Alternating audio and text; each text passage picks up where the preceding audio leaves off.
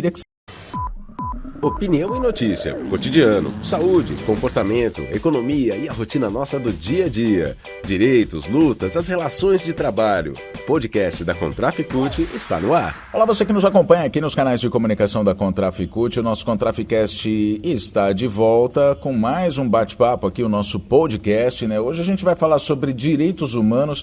Acontece que dia 10 de dezembro é Dia Internacional dos Direitos Humanos. E ninguém melhor para falar sobre o tema que o Elias Hennemann Jordão, que é secretário de Políticas Sociais da Contraficute, já está com a gente aqui para conversar. Tudo bem, Elias?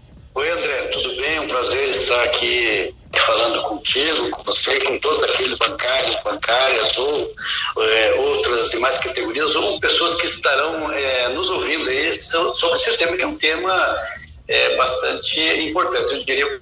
Eu sei que eu fico lisonjeado e bastante empolgado de falar desses temas, porque a gente está tão acostumado a falar sobre outros assuntos, outros temas do nosso dia a dia da categoria, né, como direitos da nossa convenção coletiva, salários, PLR, que a gente muitas vezes não fala sobre temas que são da maior importância e da maior relevância, tanto para a nossa categoria como para toda a sociedade, que é esse tema da questão dos direitos humanos. E que está presente no nosso dia a dia, e muitas vezes a gente nem se dá conta, né?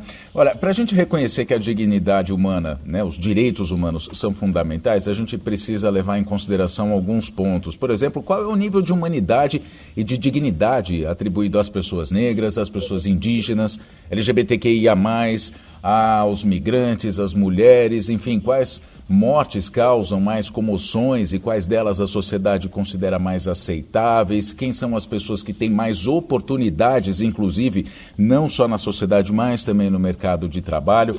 O principal fundamento dos direitos humanos é a garantia da dignidade humana. Todo mundo tem que ser reconhecido no seu direito. Direito à saúde, educação, emprego, moradia, saneamento básico, justiça, respeito às suas condições, à sua individualidade e por aí vai, né, Elias? Como é que a gente pode fazer um panorama sobre o que são os direitos humanos fundamentais e como é que eles estão presentes na nossa vida? Então, André, eu acho que você já apontou bastante essa questão aí do nosso dia a dia, dos direitos das pessoas, né? Você já apontou, inclusive, aquilo que é o que a ONU destaca, né, como sendo direitos fundamentais, né? Todo ser humano tem direito à vida, à liberdade, à sua segurança pessoal, ninguém será mantido em escravidão, ninguém será submetido à tortura, nem a tratamento desumano ou degradante, né? E aí você pontua de uma forma assim bastante legítima, bastante importante, que isso, infelizmente, lamentavelmente, no dia a dia das pessoas, isso não acontece, as pessoas não têm os seus direitos respeitados como deveriam serem respeitados, né? Que é o direito principalmente a vida, né? E uma vida digna. E uma vida digna se diz com direito de acesso à saúde, com direito à educação, renda, moradia. A pessoa pode ter, ela tem que ter, pode ter, deve ter o direito a uma opção política, uma opção religiosa, enfim. Agora isso acaba tendo de fato alguns recortes, né? Essa questão do direito, quem de fato pela ONU, pela nossa Constituição, todas as pessoas deveriam ter esses direitos. Mas a gente percebe que nós temos, infelizmente, alguns recortes na nossa sociedade, tanto no país como mundial, mas vamos falar mais aqui do nosso país. Nós temos aí alguns recortes que vão desde a questão do gênero, a questão da raça, da orientação sexual, enfim, onde normalmente estão os focos de agressão esses direitos, né? Então é onde a gente de fato vê que de fato esses direitos não são para todos. A gente de fato percebe, né, que outros segmentos também que a gente pode estar lembrando aqui, a gente também nunca pode esquecer que a questão da criança e adolescente, a questão da juventude, os idosos, Você já apontou aqui também a questão dos refugiados, aprisionados, povos originários. A gente percebe que todos esses segmentos que a gente está citando aqui, na verdade a gente não pode, eu costumo dizer que não são minorias, mas sim são segmentos minorizados na nossa sociedade, né? Porque se você, por exemplo, pegar até a própria população negra, que é uma população que sofre muito com o desrespeito aos direitos humanos, a população negra é maioria no Brasil, né? E aí você tem um número exorbitante de pessoas que são LGBTQIA+, você tem os indígenas, enfim, você tem todas essas populações que eu digo são minorizadas. E quando a gente fala nessas populações minorizadas e no desrespeito aos direitos humanos, que a gente está citando até aqui, a gente não pode deixar de fazer um recorte, fazer uma avaliação sobre os últimos anos que o Brasil viveu.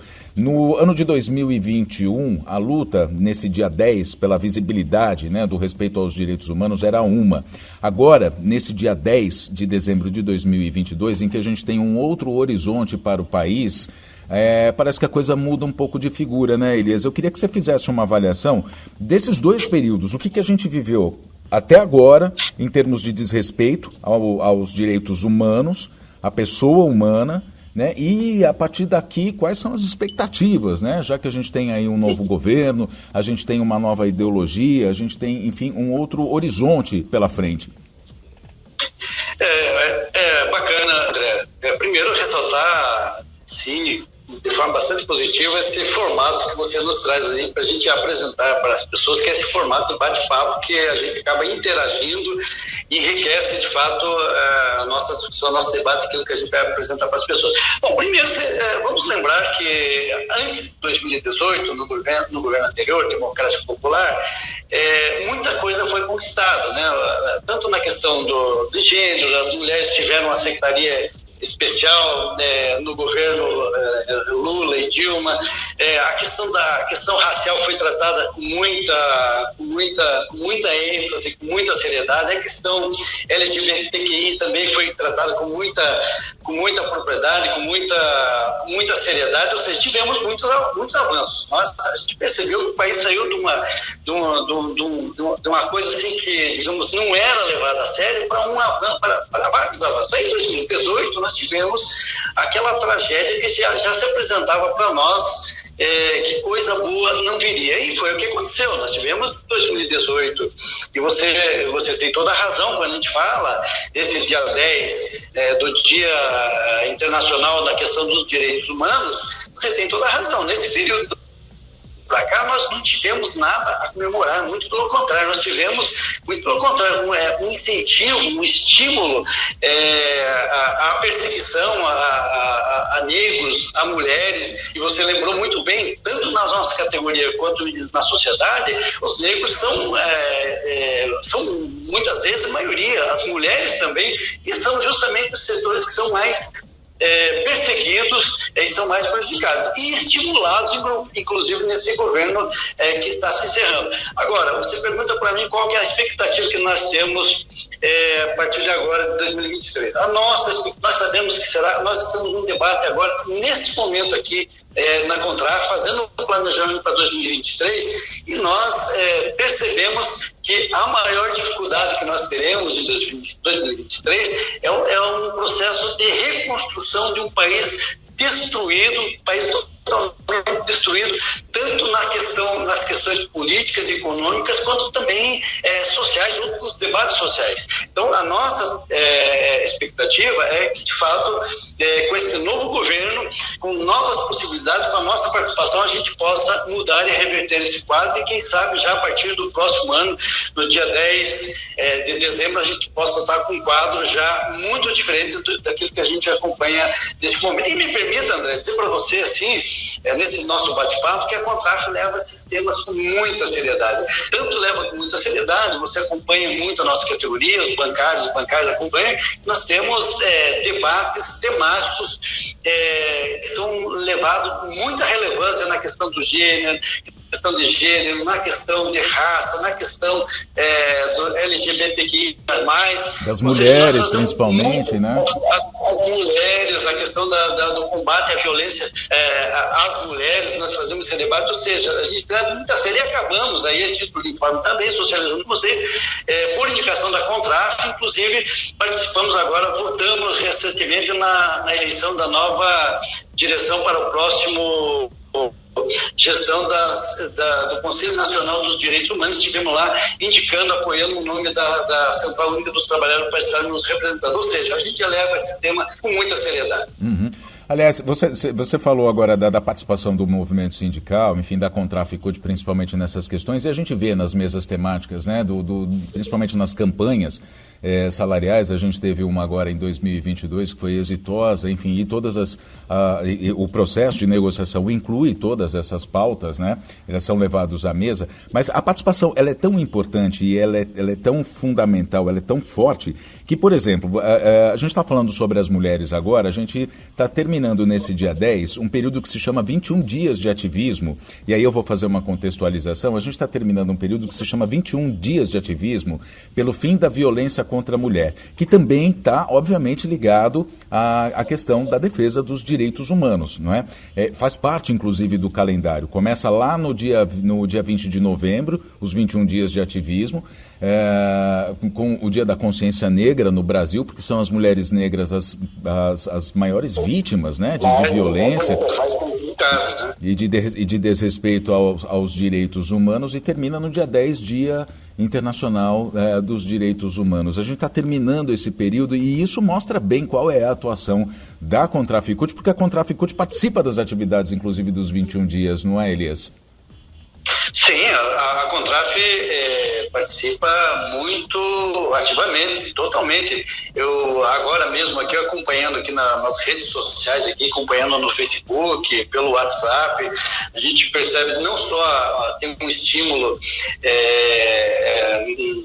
não só apenas tem o estímulo da Contraf, que demanda para as federações, que repassa para os sindicatos, como também a gente percebe, eu estava olhando agora há pouco aqui, onde mesmo, não vou citar o sindicato para não ser assim tanto bairrista ou dizer onde foi, mas a gente percebeu que vários sindicatos, inclusive eu estava vendo ontem reunido com várias mulheres, fazendo esse debate dos 21 dias do ativismo contra a violência contra a mulher. Tem os companheiros nossos também que fazem o debate aqui com relação de combate ao racismo, e você coloca muito bem, não apenas nesse mês de novembro aí que a gente faz esse debate do combate ao racismo, né, o Dia da Consciência Negra, também esses dias, 21 dias de ativismo, e vocês têm toda a razão. A Contraf está assim, digamos, usando um jargão assim mais popular, está de corpo e alma nisso. Como eu disse para vocês, a gente debate muito aquilo que é de interesse direto da categoria, mas a gente trabalha muito também com a questão das necessidades essenciais da sociedade, que são a defesa dos direitos humanos, né? Que aí entram no debate da questão do gênero, raça, orientação sexual, e a Contraf está sempre muito ativa, muito participante. Como você mesmo já citou, a gente tem demandas da Contraf. Quando a gente fala de todos esses temas que são muito importantes para nós, a Contraf ela leva com tanta importância isso que ela reúne as representações das federações para passar essas demandas, fazer um alinhamento daquilo que a Contraf debate, discute, alinhado com as federações que estão também alinhados com os sindicatos, e graças a isso a gente percebe que aquilo que as federações de sindicatos estão muito ativos e muito nativos, como eu já te disse, né, que a gente tem percebido nas redes sociais aí, que os sindicatos estão nas ruas, nos locais de trabalho, na sociedade, que é uma coisa também muito importante para a gente citar, André, que o nosso debate ele não fica represado apenas dentro do nosso ramo. Nós temos, assim, nós percebemos que o nosso ramo, a Contraf, os bancários e bancárias, é um ramo indutor de muitos debates. E esses debates das políticas sociais são debates que nós levamos para fora da Contraf também, através das nossas federações, dos nossos sindicatos, e a gente percebe assim com muita satisfação que o nosso povo, o nosso movimento sindical, ele de fato se preocupa com essas temáticas, sim, e muito. Muito bem. O que a gente pode dizer, então, a respeito de direitos humanos, para você que está nos ouvindo aí, é que é o seguinte, a luta não só da Contraficute, mas por meio das federações, dos sindicatos, enfim, a luta do movimento sindical, a nossa luta é para que cada ser humano tenha dignidade na sua vida, tenha respeito aos seus direitos, tenha as mesmas condições que aquelas pessoas que a gente costuma dizer que têm mais oportunidades, que elas tenham também. Então, a questão de direitos humanos, ela está, obviamente, ligada à não violência contra o ser humano, mas também a respeito de condições básicas, condições essenciais para que a pessoa tenha uma qualidade de vida, ela tenha uma boa vida. E aí a gente inclui o saneamento, a segurança, a saúde, a educação e todos esses temas. Mas o que a gente pode fazer aqui de resumo da nossa conversa, não é, o Elias, é que a gente vai entrar num novo tempo, a partir de agora a gente vai ter um novo governo, mas ainda assim a gente tem um Congresso que tem um perfil muito conservador ainda, ou seja, a luta, não só pelos direitos humanos, mas pelos direitos trabalhistas, enfim, toda a luta da sociedade, da população, ela vai continuar, ela tem que continuar e tem que ser reforçada nesse novo período também, não é, Elias? É bem isso, André, você resumiu muito bem, faço minhas as suas palavras, no sentido quando você diz que de fato nós temos um novo momento, uma nova expectativa, um novo governo, mas você tem razão, temos um Congresso totalmente reverso às nossas lutas e aos nossos temas e aos nossos debates. Nesse aspecto, nesse viés que nós entendemos a importância do movimento sindical, dos movimentos sociais, e nesse processo a Contraf está totalmente inserida, e eu, evidentemente, encerraria essa nossa participação dizendo, André, eu vou repetir algumas palavras do Genuíno, do debate que ele nos fez alguns dias atrás, quando ele dizia: um país só pode ser desenvolvido, só pode ser considerado desenvolvido se ele tiver respeito, às minorias ou aquelas pessoas, como você disse, que na verdade são minorizadas, porque não são minorias, são minorizadas, mas o país só pode dizer que ele é desenvolvido se ele tiver respeito a esses segmentos, às mulheres, aos negros, aos LGBTQIs, às crianças, à juventude, aos idosos, e nisso tudo o respeito ele se deduz em uma palavra, na questão dos direitos humanos. Elias Jordão, secretário de Políticas Sociais da Contraficute, falando com a gente aqui no nosso Contraficast a respeito de direitos humanos nesse dia 10 de dezembro, esse dia 10 de dezembro, na verdade é o Dia Internacional dos Direitos Humanos. Elias, eu queria agradecer demais aqui a sua participação, mais essa participação aqui no nosso Contraficast. Um abraço, André, e todos que irão nos ouvir aí nesse podcast. Abraço. Abraço, Elias, e você que está aí em casa, você que está aí, enfim, aonde você estiver ouvindo o nosso Contraficast, aguarde que a gente volta numa próxima edição. Até lá. Este foi um episódio do podcast da Contraficute. Fique ligado em nossas redes e canais de informação. Breve tem mais.